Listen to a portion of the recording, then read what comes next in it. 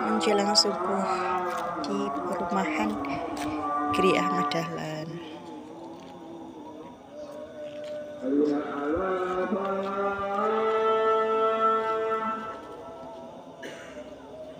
Ya, ada jemaah yang ada di situ.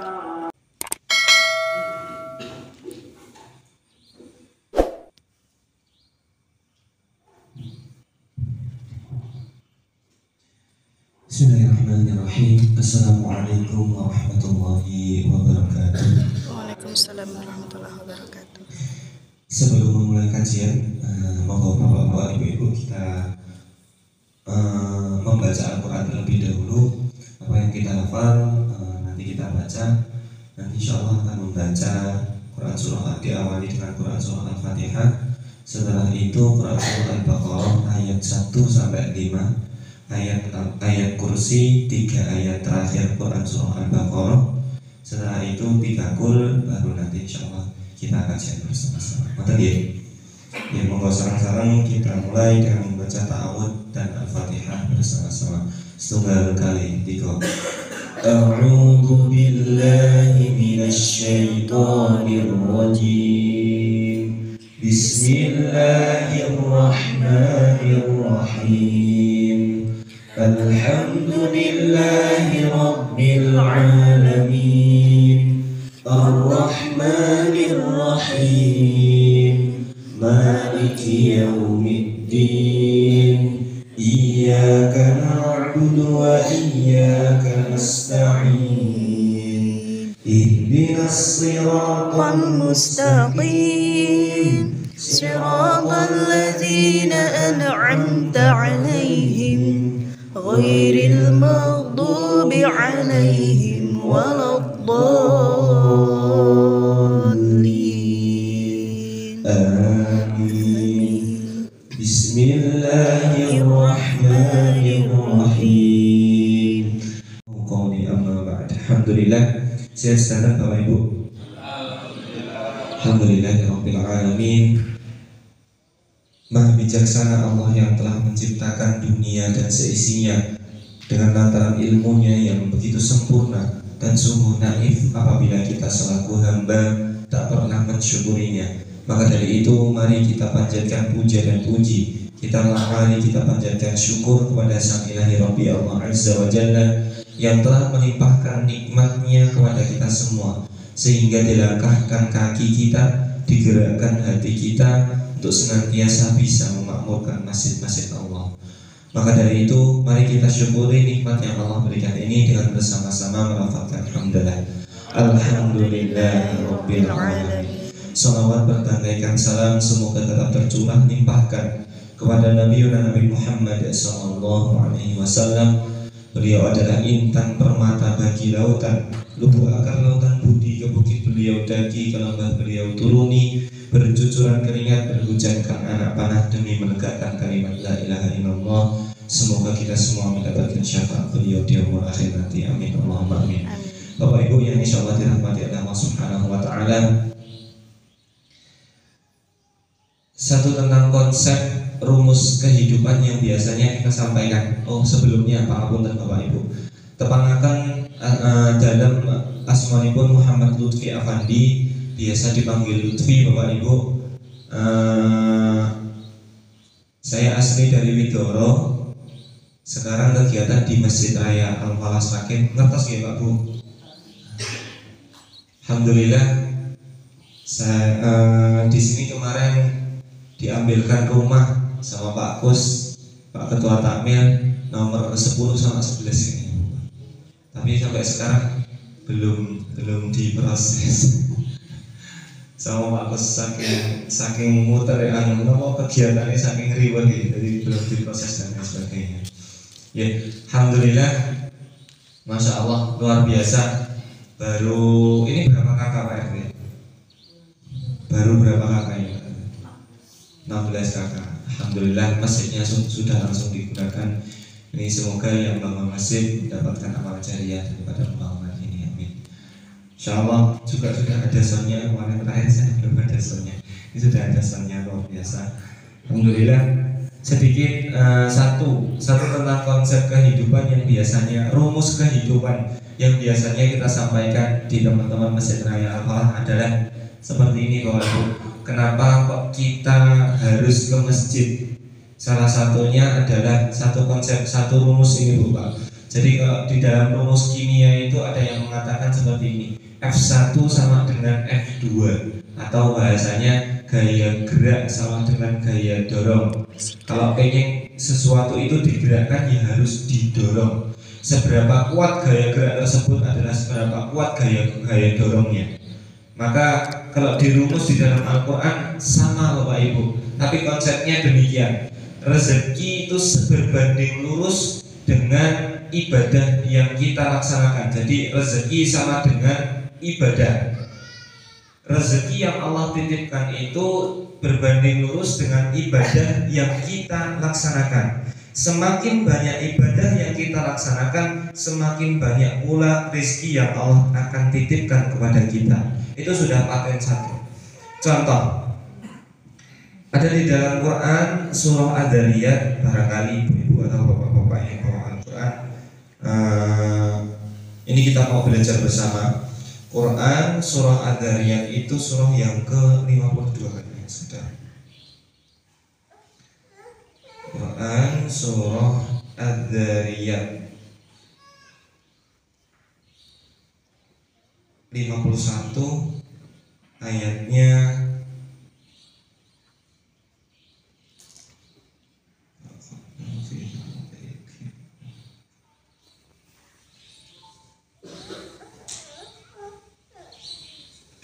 ayatnya 20. Ayatnya 24. Jadi di Quran surah Ad-Dariyat ayat 24 Allah katakan, hal ataka haditsu dhaifi Ibrahim al-mukramin. Allah itu mau nanya, apakah kalian sudah pernah dengar, apakah kalian sudah pernah tahu tentang Nabi Ibrahim, cerita tentang Nabi Ibrahim yang memuliakan tamunya. Ini satu kisah yang sangat luar biasa Bapak Ibu, yang langsung dinukil di dalam Al-Quran. Allah yang mengisahkan. Apakah kalian tahu tentang Nabi Ibrahim yang memuliakan tamunya? Hal ataka haditsu dhaifi Ibrahim al-mukramin idh dakhalu alaihi faqalu salama. Jadi satu ketika Nabi Ibrahim ini kedatangan satu rombongan tamu berjumlah 5 orang, pakaiannya putih-putih, dan memang bertamunya di luar nalar manusia Bapak Ibu. Jadi bertamu itu pakai pakaian putih-putih, bertamu pada jam 12 malam atau jam 1 malam kalau di Indonesia. Kinten-kinten kalau bapak-bapak nek tamu 5 orang pakai pakaian jubah warna putih semua, jam 12 malam Pak, kinten-kinten jenengan buka apa mboten Pak? Kalau ibu-ibu kinten-kinten dibuka apa mboten? Mboten Mas. Oke, kalau seandainya idza qalu alaihi faqalu salama qala salamun qaumun munkarun. Tamu tersebut salam saja Bu, salam kita-kita. Kita jenengan jawab apa mboten? Oke, salamnya dijawab. Tapi pintunya dibuka apa mboten? Mboten. Oke. Sekarang kita anu nggih Bu, napa kita praktekkan. Terus ada orang yang dodok-dodok, "Assalamualaikum." Nah, "Waalaikumsalam." "Assalamualaikum." "Waalaikumsalam." "Assalamualaikum." "Waalaikumsalam." Soalnya mau dijawab tok ora dibuka-buka. Nah, jadi dijawab tok ora dibuka-buka. Nah, tapi demikian, kalau kita normalnya Ibu, mungkin kalau bapak-bapak masih dibuka. Tapi kalau ibu-ibu sudah jam 12 malam, 5 orang pakai jubah semua, nggak bakal dibuka. Apalagi orang asing. Tapi berbeda dengan Nabi Ibrahim. Idza qalu alaihi faqalu salama. Ketika orang tersebut menyampaikan salam, qala salamun qaumun munkarun. Dijawablah salam tersebut serta dibuka pintunya. Setelah itu ditengok. Oh, orang asing. Qaumun munkarun. Setelah dijawab, dibuka terus ditengok. Oh, qaumun munkarun. Oh, ini orang asing. Nah, kalau seandainya kita selaku orang manusia biasa Ibu Bapak, kalau seandainya buka ke pintu, dibuka, oh wong asing, kinten-kinten apa yang langsung jenengan laksanakan?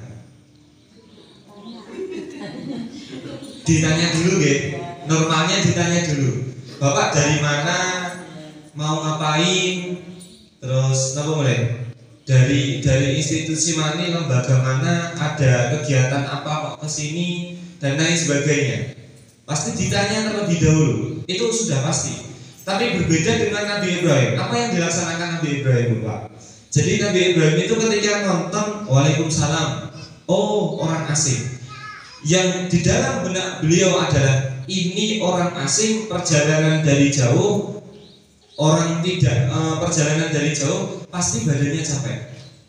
Nah kalau Nabi Ibrahim tidak perlu ditanya, nggak usah ditanya-tanya dulu, karena ini orang jauh, ini dalam keadaan capek Pak. Ini memang perbedaan Nabi dengan kita. Jadi Masya Allah, ini orang jauh, badannya capek, letih dan lain sebagainya, nggak usah ditanya dulu, langsung dimonggokke masuk Bu Pak. Dipersilakan untuk masuk, monggo. Idza khala alaihi faqalu salama qala salamun qaumun munkarun faragha ila ahlihi faja'a bi'ijlin samin. Maka diam-diam dia Ibrahim pergi menemui keluarganya. Jadi setelah dipersilahkan masuk Bapak Ibu, setelah itu Nabi Ibrahim ke belakang. Pada waktu itu Nabi Ibrahim itu beserta istrinya dalam satu keluarga itu, istrinya Ibunda Sarah. Istrinya Nabi Ibrahim itu ada dua Pak Bu. Namanya siapa? Sarah siapa? Siti Hajar dan Siti Sarah. Kalau di Jawa, Siti Hajar sama Siti Sarah, Ibunda Hajar dan Ibunda Sarah. Pada waktu itu di dalam rumah itu sama istrinya yang Sarah, Ibunda Sarah. Maka ditanyakanlah kepada Ibunda Sarah, wahai istriku, di rumah ada makanan apa yang bisa saya sajikan kepada tamu saya? Maka istrinya pun menjawab, wahai suamiku, di dalam rumah sudah tidak ada makanan apapun kecuali satu, di belakang masih ada domba kecil. Bukan domba kecil, samin itu berarti lembu Pak. Anak sapi di belakang masih ada anak sapi. Cuma itu saja yang kita punya. Dan Masya Allah Bapak Ibu, disempet-sempet malam-malam ke belakang kandang. Setelah itu beleh anak sapi, beleh lembu itu, dan sempet-sempetnya masak gulai kalau bahasa kita. Dimasak gulai, sapinya dibakar dan lain sebagainya. Setelah itu disajikan kepada tamu tersebut. Artinya beliau ingin mengikromkan tamu, ingin memuliakan tamu. Gak usah ditanyain apa-apa, sampai tiga imam saya pun lagi tanya. Itu memang budayanya orang Arab. Bahkan dulu budayanya lebih luar biasa lagi Pak Bu. Jadi kalau ada orang bertamu itu nggak boleh ditanyain kecuali dalam 3 hari. Kalau sudah 3 hari di situ disajikan makanan, dimuliakan dan lain sebagainya, baru tuan rumah itu tanya mau ngapain ke sini. Itu di Arab sampai seperti itu Pak Bu. Adatnya, memang adatnya di sana berbeda dengan di sini. Nah, kalau sekarang masih, tapi kalau di sana sekarang nggak se ekstrim itu. Kalau kita bertamu di Arab itu memang kalau di sana bertamu langsung dimasukkan ke dalam terus dikasih makan dulu. Tidak akan ada pertanyaan kecuali sudah dikasih makan dulu. Nah begitu pula dulu Nabi Ibrahim juga demikian. Nggak ditanyain apa-apa, dipersilakan untuk duduk, dipersilakan untuk istirahat. Setelah itu Nabi Ibrahim ke belakang, sempat-sempatnya nyembelih anak lembu, sempat-sempatnya nyembelih sapi. Setelah itu digulai, ada yang dibakar, setelah itu disajikan. Faragha ila ahli faja'a bi'ijlin samin faqarrabahu ilaihim qala ala ta'kulun. Faqarrabahu ilaihim. Maka sajian tersebut disajikan, dihidangkan Nabi Ibrahim kepada tamu-tamu tersebut dan mempersilahkan tamu-tamu tersebut, monggo katuran untuk dahar. Bahasa kita seperti itu Pak. Ditunggoni suwi kok enek sing nyekel makman, kok gak ada yang megang makanan dan lain sebagainya. Qala ala ta'kulun. Maka Nabi Ibrahim pun mengatakan, kenapa kok panjenengan gak makan? Monggo katuran untuk dahar. Nah, terus diam semua Pak Bu. Suasana hening. Setelah itu apa? Nabi Ibrahim ini memperhatikan tangannya tidak menyentuh makanan, ternyata kakinya pun juga tidak menginjak lantai. pripun nek jenengan tamu malam-malam jam 12 malam sudah dipersilahkan masuk, lah ternyata dikon maem gak gelem maem, tapi sikile ora napaki bumi, pakai jubah putih dan lain sebagainya, pasti luar biasa takutnya. Begitu pula pun Nabi Ibrahim. Nabi Ibrahim luar biasa takutnya Bapak Ibu. Tapi ini luar biasanya gini, kalau kita ini gitu Pak, kalau kita diucit-ucit Pak Ben, diucit-ucit kiri Pak Bu, itu kan takut gitu, takut tapi masih bisa lari. Dalam bahasa Arab itu namanya ro'iba, takut tapi masih bisa lari. Tapi ada satu keadaan takut sudah benar-benar takut, sudah gak bisa lari, doprok Pak Bu kalau bahasa kita. Jadi takut sampai tidak bisa lari, doprok, sudah nggak bisa ngapa-ngapain. Itu kalau dalam bahasa Arab namanya aujasa. Jadi takut bisa lari dan takut nggak bisa lari itu ternyata di dalam bahasa Arab itu berbeda Mas, diksinya. Maka di dalam Al-Quran dikatakan setelah ini fa'aujasa minhum khifah, fa'aujasa minhum khifah. Maka Nabi Ibrahim itu takutnya luar biasa sampai betul-betul tidak bisa lari beliau. Kenapa kok tidak bisa lari Bu Pak? Beliau samping-sampingnya beliau. Jadi duduk di tengah-tengah Nabi Ibrahim. Pelayarannya biye. Jadi sudah tidak bisa kemana-mana. Masya Allah, dogrok, tangan ini sudah bergetar, keringat keluar dingin dan lain sebagainya, sudah nggak bisa ngapa-ngapain. Nah maka si makhluk ini terus mengatakan, qalu la takhaf wa basyyaruhu bi ghulamin alim. Wahai Ibrahim, janganlah engkau takut. Kami ini adalah utusannya Allah dari langit dan kami hanya ingin menyampaikan satu kabar gembira, bahwasanya engkau akan dikaruniai seorang anak yang cerdas. Masya Allah, luar biasa Bu Pak. Kenapa kok luar biasa? Jadi Nabi Ibrahim sama Ibunda Sarah ini, Ibrahim pada waktu itu sudah umur senja 80 tahun. Begitupun Ibunda Sarah umur sekitar 60-an tahun. Jadi Masya Allah, umurnya sudah senja, tapi kok terus ada omongan nanti akan Allah berikan momongan anak yang cerdas. Nah, maka diksi selanjutnya mengatakan fa'aqbalatin ra'atuhu fi sarratin fasakkat wajhaha. Kemudian istrinya datang memekik tercengang, lalu menepuk wajahnya sendiri. Fasakkat wajhaha. Kalau bahasa kita itu gini deh Pak. Jadi gini. Kita tentang Taurat, saking nggak percayanya Pak. Jadi ketika malaikat itu menyampaikan, kami di sini datang membawa kabar gembira kepadamu wahai Ibrahim dan istri, kamu akan dikaruniai seorang anak. Nggak mungkin gitu Pak. Lah pangapunten salah. Lah perempuan ini sudah dalam keadaan menopause, sudah tidak produktif. Begitupun Nabi Ibrahim sudah umur 80, sudah kakek-kakek. Nggak mungkin. Maka istrinya pun tercengang. Fasakkat wajhaha wa qalat ajuzun aqim. Masya Allah, ditepuk-tepuk mukanya dan mengatakan, seraya mengatakan, aku ini seorang perempuan tua yang sudah mandul. Apa ya tenan mau dikasih nikmat ini? Ya memang aku dulu minta sama Allah terus, aku biar dikasih anak, sampai sekarang aku belum dikasih anak. Ini permintaanku. Tapi Masya Allah Bapak, jadi sekelas apa nih? Sekelas istrinya Nabi itu pun juga kaget loh Pak. Kadang-kadang kalau kita berdoa itu iso tenan kan ya gitu, nggak yakin. Tapi ketika Allah kabulkan itu, ternyata tenang ya. Kadang-kadang kita doa itu kan gitu Pak, tenang iso orang ini. Tapi ternyata Allah pun juga sudah maha mengabulkan. Begitu pula Nabi, kadang-kadang pun juga ragu. Ketika doa sama Allah sudah dikabulkan, tenang orang ya gitu. Jadi sing donga dhewe sudah dikabulkan sama Allah, tapi malah nggak yakin sendiri.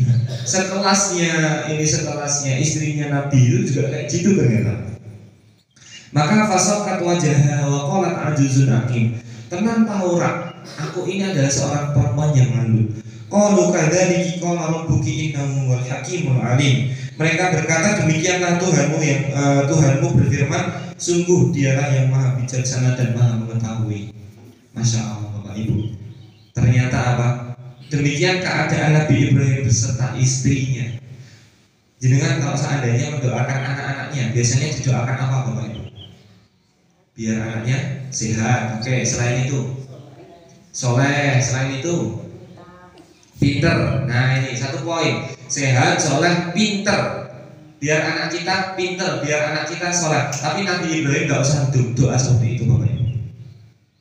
Allah sudah katakan fabasyaruhu bigulamin alim. Allah langsung karuniakan anak yang cerdas. Jadi sudah disifati sama Allah itu cerdas. Loh ini luar biasa ya.